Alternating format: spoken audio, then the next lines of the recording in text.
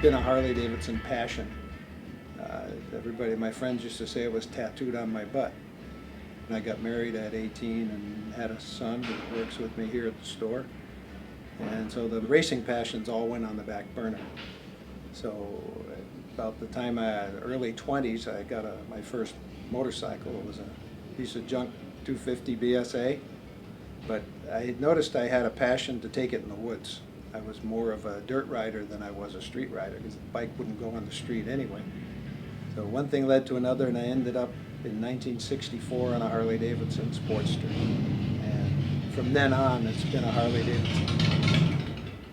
Everything I did was Harley-Davidson, whether it was successful or non-successful. When I started racing motorcycles, I raced a Harley-Davidson Sprint, which for someone my size, with at that time about 200 pounds and 6'3", it wasn't the smartest thing in the world, but I really enjoyed it. And I did that for about 16 or 17 years.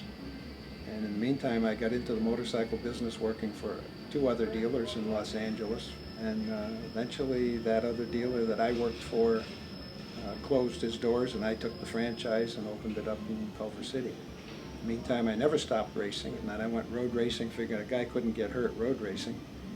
And I crashed again and got hurt again, so I said, no more motorcycle racing, it's done. And then about 1990, my son Ron was racing a car at Ascot Park in Gardena, and he said, why don't you try my car once?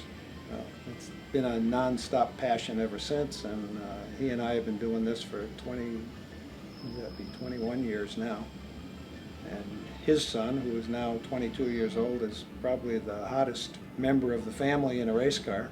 He's very, very good and winning races. Ron and I are kind of background, but we still race and have a great time bumping into each other. Well, we opened the store in '83 in Culver City because it was low rent. And we had nothing to start with. We started with peanuts.